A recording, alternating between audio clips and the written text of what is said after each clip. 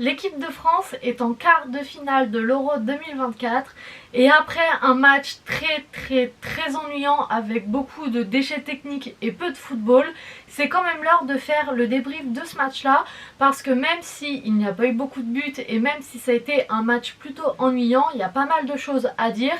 Donc c'est parti pour le débrief de ce huitième de finale de l'équipe de France.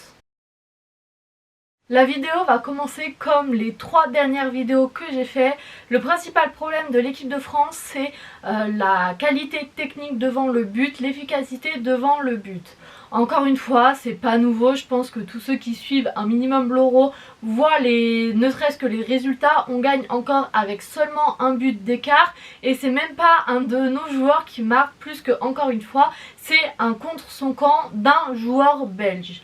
Et quand on regarde les statistiques, je trouve ça incroyable qu'on n'ait pas réussi à marquer plus de buts plus tôt dans le match parce qu'on est quand même à 19 tirs pour 16 tirs non cadrés. C'est énorme et je ne sais même pas comment c'est possible d'autant tirer sans en mettre une dedans. Et franchement, il y a des situations où on se demande comment ils n'arrivent pas à ne serait-ce que cadrer le ballon parce qu'il y en a quand même des très bonnes. Je pense que sur ce match-là, oui, encore une fois, on n'a pas été incroyable sur le jeu développé et sur la qualité de jeu que l'on propose parce que le match n'a pas été incroyable de notre côté non plus. Mais les occasions sont quand même là. On arrive quand même à tirer puisqu'on a pratiquement 20 tirs. Mais je ne comprends pas où est passée cette efficacité devant le but parce que dans certaines situations, Mbappé rate des tirs, rate des buts alors que ne serait-ce qu'en 2022, il l'aurait mis au fond. Je sais pas quel est le problème, je sais pas d'où ça vient. Est-ce qu'il faut qu'on leur fasse un entraînement spécial pour tirer au but? Je n'en sais rien, mais c'est sûr que c'est pas suffisant. Mais ça fait 3 vidéos que je le dis, donc il n'y a rien de particulièrement nouveau. Je vais essayer de me concentrer sur ce que j'ai bien aimé sur ce match-là parce qu'il y a des choses que j'ai quand même bien aimées. La première, c'est tout simplement la domination de l'équipe de France parce que dans tous les secteurs, si on regarde les statistiques, c'est l'équipe de France qui était devant. Que ce soit en possession de balles, qui certes sur l'ensemble du match est pas incroyable, mais dans le ressenti en première période et sur une grosse partie de la deuxième, on voit quand même que la possession du ballon, elle a été pratiquement exclusivement pour l'équipe de France et on le voit aussi dans la heatmap. L'équipe de France a pratiquement pas bougé devant la cage des Belges alors que l'on voit que les Belges ont eu quand même du mal à être présents dans notre camp à nous. Pour moi, cela illustre 2 choses. La première, c'est qu'on a été très fort défensivement. Je trouve que notre paire, nos 4 derrière sont quand même très forts. Saliba et Upamecano, j'étais la première à le dire, j'avais des gros doutes sur eux. Je suis toujours pas convaincue à 100% parce qu'il y a certains moments où Saliba nous met quand même en danger. Mais sur le match en général, sur l'entièreté du match et depuis 4 matchs maintenant, c'est quand même très solide et mes doutes commencent à être de moins en moins présents parce que force est de constater que même s'ils font des erreurs, ils arrivent quand même bien à se compléter l'un l'autre où on a Théo Hernandez ou Koundé qui arrivent à rattraper ces erreurs là. Donc défensivement c'est très bon. Mac Maignan fait encore un gros match où il n'a pas eu forcément grand chose à faire, mais sur les arrêts qu'il fallait sortir il était là, notamment lorsque les Belges se sont repositionnés, ont changé un peu de système de jeu et où De Bruyne a été plus au centre du jeu et donc devenu plus dangereux. Mac Maignan, c'est là qu'il s'est réveillé, c'est là qu'on avait besoin de lui et il a répondu présent. Donc défensivement ça a été très beau à voir sur ce match là. Ça montre un peu le niveau de l'équipe de France parce que quand en 8ème de finale tes meilleurs joueurs c'est des défenseurs, c'est que le match n'a pas été incroyable. Koundé, j'ai trouvé que c'était le meilleur joueur de l'équipe de France. Il a fait un très bon match. C'est vrai que Koundé, on était assez critique avec lui sur les années précédentes, mais sur ce match là ça a été notre meilleur joueur offensif pendant un très long moment voire sur tout le match. Donc je voulais le souligner. Pour moi, l'homme du match, c'est Koundé. Pour moi, Koundé, c'est vraiment distingué sur ce match-là par ses apports, par ses décalages. Malheureusement, comme il y avait très peu de présence dans la surface de réparation, et ça va m'amener à mon deuxième point, les centres qu'il faisait étaient inutiles parce qu'ils atterrissaient systématiquement dans les pieds belges. Mais ça a été un bon match pour lui. Et donc mon deuxième point, c'est que cette domination de l'équipe de France tout en n'ayant marqué qu'un seul but, ça montre bien que offensivement il y a des problèmes. Je vais pas m'étendre là-dessus plus parce que je l'ai déjà dit en début de vidéo et ça fait 3 vidéos que je le dis, donc j'ai pas envie de me répéter, mais ça montre vraiment que oui, il y a un gros problème dans cette équipe de France. Pour l'instant ça passe. Je me dis qu'en même temps le Portugal en 2016 quand ils gagnent, ils n'avaient pas été forcément flamboyants non plus, donc pour l'instant ça passe. Pourquoi ne pas la gagner comme ça? Mais ça me paraît quand même très compliqué quand je vois comment notamment l'Allemagne joue, quand je vois comment l'Espagne joue. On va les rencontrer très très vite si on continue le chemin après l'écart. Donc pour moi, ça me paraît quand même assez compliqué de se projeter jusqu'en finale si on continue à jouer comme ça. Mais comme je l'ai dit sur ma précédente vidéo, c'est un problème qui peut être très vite réglé parce qu'on a des joueurs qui ont du talent. Donc il suffit qu'ils se règlent à un moment donné, qu'il y ait un déclic où ils arrivent à marquer, on va plus s'arrêter.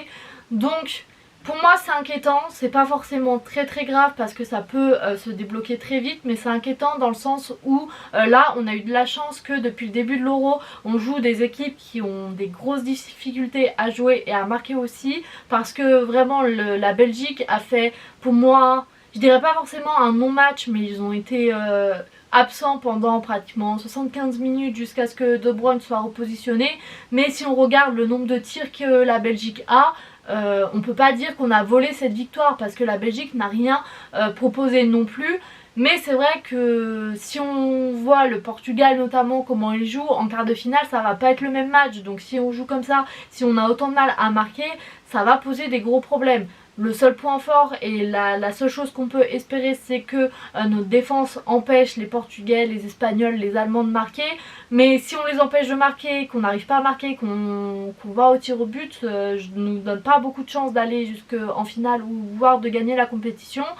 Donc forcément il y a plus de négatifs que de positifs sur ce match là au final, parce que on n'a toujours pas marqué nous-mêmes dans le jeu depuis le début de l'Euro, qui en est quand même au quart de finale, donc ça fait quand même long. Mais bon, on est qualifié en quart de finale, c'est la chose la plus importante. Pour moi, l'homme du match, comme je l'ai dit, c'est Koundé. Les flops un peu de ce match-là, je mettrais Griezmann parce que c'est pas forcément de sa faute. On l'a positionné en ailier droit. Il a joué un peu comme ça au Barça, on a vu que ça marchait pas. Je ne sais pas pourquoi Didier Deschamps l'a placé à cette place là, alors qu'on a quand même Barcola qui a fait un très bon match face à la Pologne et qui au final n'a pas joué 1 minute sur ce match là. Donc c'est plein de petits détails comme ça qui individuellement sont pas forcément très importants, mais qui mis bout à bout donnent quand même beaucoup de handicap à la France.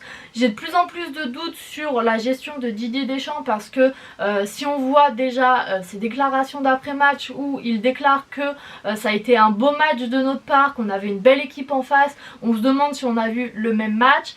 Concernant les changements, on en a fait que 2 si je dis pas n'importe quoi. Quand on voit le banc qu'on a, quand on voit les talents qu'on a, notamment Barcola, je comprends pas pourquoi on fait les changements si tardifs alors que le match est encore très ouvert et qu'on peut se faire ouvrir le score très vite.